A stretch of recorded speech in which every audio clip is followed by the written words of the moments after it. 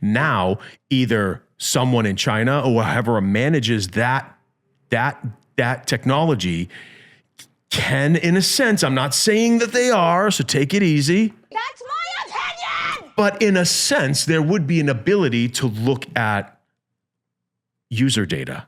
Mm-hmm. If that user data is within a public company's operations and confines, someone essentially could maybe access non-material information to help them make a stock move. Ladies and gentlemen, welcome to a new episode of Real Business Roundtable. Just a public announcement. I apologize that so many of my episodes or our episodes are about AI. It's just a very, very hot topic right now. And I was kind of brainstorming some things that I wanted to talk about that I'm kind of on the other side of things, looking at precautions that big organizations are making. And again, this isn't about, I'm not dogging on AI. I'm not saying it's bad, but I just want to share like, okay, if you kind of step back and look at what ultimately is going on and then what is the outcome, it's concerning. So but at the same time though, it doesn't, like, even though we talk about it a lot, there's big stuff going on and we're involved in that industry. Yeah. So it's like realistically, you know, and there's a lot of weight in the episode and the things that we talk about. So I'm thinking about a zero sum game, a zero result. How can I explain this? So think about this. Now just tie it back to the last episode, because I know what you're saying. Where everyone has access to the pluribus thing. So that sparked me to kind of think about actual stuff that I hear and see. And I'm like, all right, I actually personally know somebody that works for a very large organization.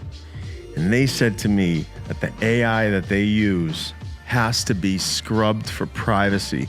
So what they're doing and what they're saying and things that they're using it for from a tool utility standpoint, we're talking about AI, they have to block it from feeding the master brain or whatever you want to call it. Basically, like if you look at AI being used across the globe, you're feeding it information. So it's learning and learning and learning based on all these things that are happening. So if Joe Smith over here says, what's the perfect recipe to make a perfect pizza crust? And let's say it's a secret recipe, somewhere they figured out that this pizza crust is made over here this way. Someone over here tapping into AI fresh and says, hey, what's the best recipe for a pizza crust? And it's pulling from their input. So the reason why I'm giving you that very simple down-to-earth analogy, we don't want to talk about software code or something like that, even though that's a concern, is my concern is something that is your craft, something that has your DNA, your design DNA, your structure DNA, your logistics DNA, and you're entering that into AI. I firsthand know somebody that went through hoops and ladders to block the corporate AI use to feed it. So one big thing that everyone complains, so aside from coding, aside from like very, very mechanical things, right? Aside from anything mechanical, coding, math, whatever, all that stuff. The one thing that people say AI is missing is human characteristics and creativity. As well as authenticity, meaning like that's from you or that's your thing. Same thing. So think about it this way. How, as a company, do we train the AI models to have these human characteristics and creativity? By collecting data from prompts that humans make. So, but I'm talking about more of the damages and risks of the collective mind. Yeah. So, I see what you're saying. So how can you have that authenticity about your process, your code? If everyone's using the same thing. I see what you're saying. It's diluted and it's just all becoming reverbing of the same shit. Like if you think about it in the long term, like, all right, well, you're luring me in to use this because of the convenience and the savings, but what's really going on long term? So I'm more of a 6 steps ahead type of guy. I'll have conversations with people that will be like, hey, I built this tool or I built that tool using AI. But I'm thinking in the back of my head that if you just created this, spawning it off of something else, where is the authenticity? Like that is going to be diluted. Yeah, there's not going to be anything that's yours. It's because if it's all coming from the AI, which, you know, you could confidently say that a lot of the outcome is very similar. I mean, you can see when something is created by AI, that's the same thing with code and all that stuff. It's very AI. I don't have a problem with AI helping people or making you more efficient, and then you add your own element of authenticity. There's nothing wrong with that. It's just if you're plugging in to the super intelligence and it's getting smarter and smarter and smarter, and you're just feeding it in exchange for convenience and initial savings, but where is it ultimately going? Remember, 6 steps ahead, you got to think like, okay, 5 years, someone's going to totally commoditize you and go, oh, I could just use AI on whatever glasses and figure it out myself. Look at China. This ties into the episode where I was talking about, is AI a bubble? Investors were investing billions of dollars into the build out of AI, right? These companies were saying, oh, we need more money to do this. We need more money to do that. And then China, not saying it's good or bad, but they came out with Kimi at a fraction of the cost and a fraction of the time because the AI got smarter. Isn't it free? Yeah. Well, no, not necessarily. I mean, yeah, it is, but like you're feeding it data. ChatGPT is free too. But okay, aside from all of that, that's what AI is good for, is helping with productivity and saving money. But the outcome needs to be controlled and it needs a human touch. Like I was saying, in one of the last episodes we were talking about is the AI bubble. This proves that it is, because China came in and they said at a fraction of the cost and a fraction of the time, we made something better. And that is keeping people on the edge of their seats. It's like, what the fuck? Like, what's going to happen? But at the same time, it's all, you get like the same byproduct from all of it. So everyone who uses AI to make a product, service, whatever it is, it's all pretty much the same. I can guarantee you that a lot of people using AI in their full company's operations, I don't think they realize about the privacy piece. I think that's going over there. So my sister's in the army, right? Yeah. And where she's stationed in around Munich, they are, first of all, they can't have their phones once they get on base. They get locked away.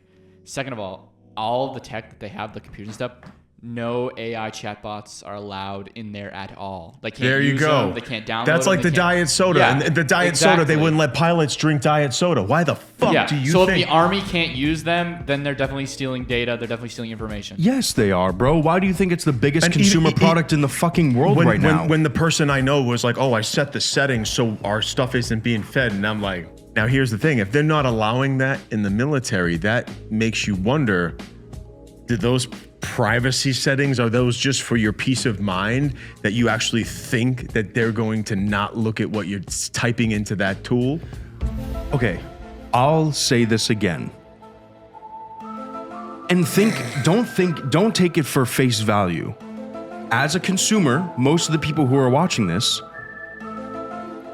when we're talking about Claude and, you know, ChatGPT and all these other AI products, it's mainly really good at data, coding, all the mechanical stuff that people do. That's what it's good at. It's good at going through code very, very fast. It's good at creating code really, really fast. It's good at building software really, really fast just from a prompt. I can build a website in 3 minutes just from a prompt. All of this in the back end is data and mechanical code and all that stuff. So there was a guy a few years ago, this like Arab dude from Egyptian, he's Egyptian, from a former executive at Google. To my understanding, he resigned. But if you look up his interviews on the Diary of a CEO, shout out to those guys. Oh It's yeah, a great, I love that guy. great channel, great episode, awesome great podcast. Definitely a different vibe than us. He's a lot more professional, I think. I'm just myself. I don't posture. Okay, so He's not posturing. I know. We're I'm not saying he we're not saying postures. he's funny. But he's very gentle. I'm not that guy. But anyways, so this Has guy to come off Yo, like- look up his name. Look up his name. He's very smart. His name is Mo Gaudat. It's M-O. Oh yeah. And then last name is Gawdat. The only way for us to get to a better place and succeed as a species is for the evil people at the top to be replaced with AI. I mean, think about it. AI will not want to destroy ecosystems. It will not want to kill 1 million people. They'll not make us hate each other like the current leaders, because that's a waste of energy, explosives, money, and people. It says here he's an Egyptian entrepreneur and the former chief business officer at Google. But what I'd like you to do is I'd like you to go to the Diary of a CEO and look up his intense interview about the dangers and look at the year he put it out. 2023, bro. It's been a while. Interesting. It's been a minute, and dude, he's warned, and he was like, I had to step down. Like, I've been paying attention, like, behind the scenes and just kind of watching, listening, observing, and I'm like, holy shit, this is like, okay, let me give you guys an example. Let's say a whole organization is thrilled about the efficiency of using AI, and they have their whole organization plugged into it. All operations are streamlined, automated. Ooh, they're saying words that are making CFOs go, ooh, savings. Oh, I'm sorry, our company doesn't work that way. Right? They're getting them excited Yeah. and drooling. But guess what? Just like a fucking mousetrap, bro. Yeah, connect everything. Connect everything to us, and we'll give you savings on labor. Yeah. You're feeding the beast, bro. Now, that whole company's operations, if they didn't, again, set those privacy things, which I think are bullshit, because if the military doesn't do it, that tells you that they don't trust it. So if you connect to that, your whole operation, they now know how your business operates. How do you protect your asset, your company, your operations? This shit that we do, like, I don't discuss. Those are private, proprietary things. Yeah. Someone asks me, hey, that's the difference between our recipe and someone else's recipe. If you go to a restaurant, right? Let's say all the restaurants connected their recipes to AI. Oh, it's gonna be so easy. It's gonna be so easy. Now everybody has your recipe. Now everybody has your recipe. There's nothing authentic. So that's you're tying back into the whole, like, the pluribus thing I mentioned, like the whole pluribus effect. That got me thinking called even more. pluribus effect. It got me thinking even more, and I'm like, yeah, what but the fuck? So you're explaining a piece of the idea of what I was saying, like, everyone can be anything. Is that good or bad? Literally, the last episode that we talked about, I could go and be a mechanic because I have glasses with AI on them. If everyone can do that, mechanics are going out of business. I can be a fucking plumber. I go get a couple fucking tools I go rent a couple tools from fucking Home Depot. I have the glasses on. Yeah. I could literally do whatever the fuck I want. So I'm gonna test this theory. I'm gonna go and get the Meta glasses or whatever, and I'm gonna try to do things or I'll just fucking do it with ChatGPT on my phone. It's right on the bottom of my phone. I'll go and try it myself, and I'll see if I'm capable. I know I can because I've done it, bro. And you can be anything you want. Man, anything. he's doing some Friday late night at 12:30 a.m. But like, We're like we're just like this, though. looking at the text. We're like, Think about that idea. we're all thinking the same thing. We're like, yo, what's homeboy Think on about right it. now? Everyone needs to go watch Pluribus. Everyone needs to go watch Pluribus. And you need to connect your mind with my thought process because it's fucking crazy. It's wild. Is it good or is it bad? That's my whole thing. So the fact, okay, let's back up. This is my observation. I know somebody that had straight A's in school. Straight A student. They started getting into fitness, drinking. You heard that. You heard that muscle suckle. That fucking muscle suckle dolphin fuckery going on in his throat. Let me just come back to my senses. What is that? It totally, my brain is done. Like, I don't know what. I know. I fucking feel that. I know what you All right, let's back up. So I know someone that got into fitness. They started drinking diet soda with aspartame. And there is a theory that aspartame can do certain things to memory in the brain. Again, these are all subjective things that you hear, and then you'll get the person going, oh, just that won't bother. But you're like, well, if I drink diet sodas every day, wouldn't that do something? And he's just, you always told like, don't worry about it. I literally found out that I think it's military pilots or commercial airline pilots. Oh, that's what you were talking about. Are not allowed to drink diet soda. Now let's go back to the person that I know that got into fitness, started drinking diet sodas to avoid the sugar.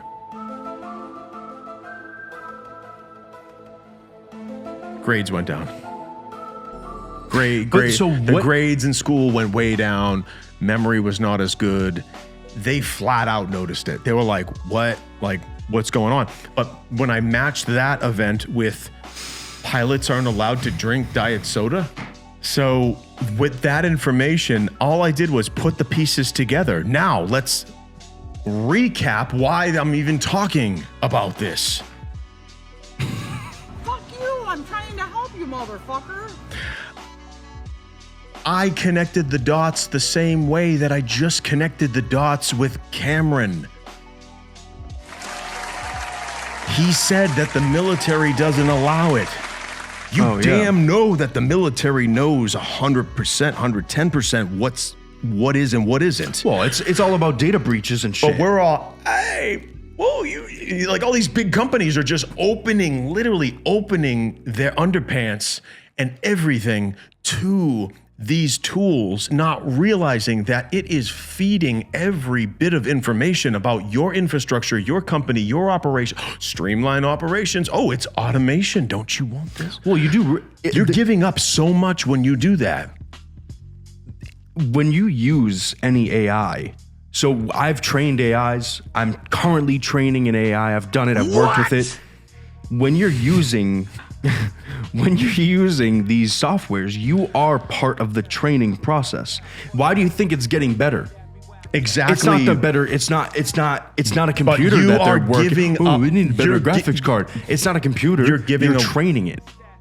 The process of automation requires you to share to the big brother, whatever you want to call it, on your processes, infrastructure, and everything about it to streamline said things. If you have to give up what you got to give up the goods. But you're doing it with it. But they're not saying like, oh, you have to give up your goods. You're just doing it to automate something. You have to teach the AI every bit of information. It's like when you get a patent, right? Yeah. Everyone thinks patents are cool. In certain situations, you got to get them, but.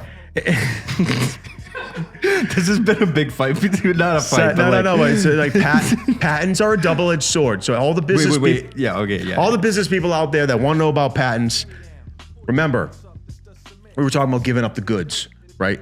Your company is authentic because of your processes, your connections, your partnerships, your vendors, etc. Your talent, your technology, your tactics combined together to form your company that creates the outcome that identifies you as a leader in your industry or a mid-level person or a low-level person.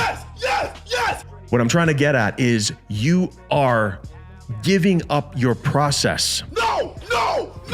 You're giving up your process when you streamline, especially if you're plugged into an AI. Yeah. And yes, it will provide convenience, but keep one eye open and watch and be careful what you're putting into it.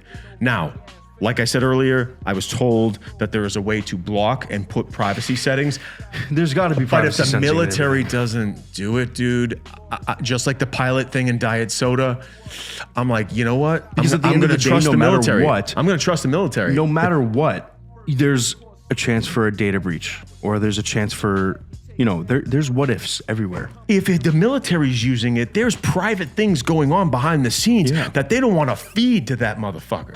Yeah, like military intelligence. Exactly. Yeah. Now, Yeah. but wait, let's back up. Let's say you're a fucking publicly traded company and you're using AI willy-nilly, loosey-goosey, and you just taught it a bunch of things that are going on That are internally, proprietary. and that is a publicly traded company.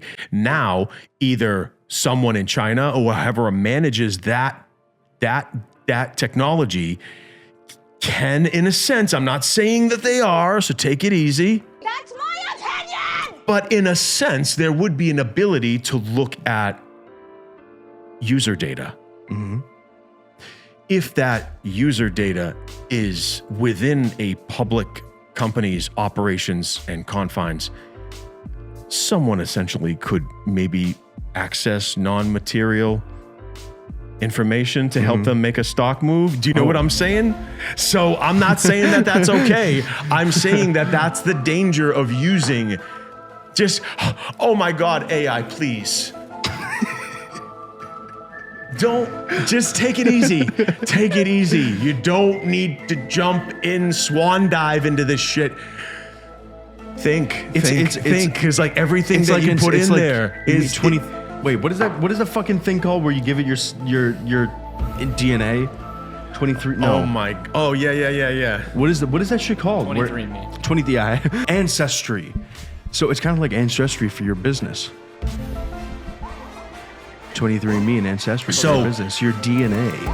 Thank you so much for joining us today on Real Business Roundtable. Hope you enjoyed today's episode. Please like, subscribe. We'll see you next time. As always, peace out.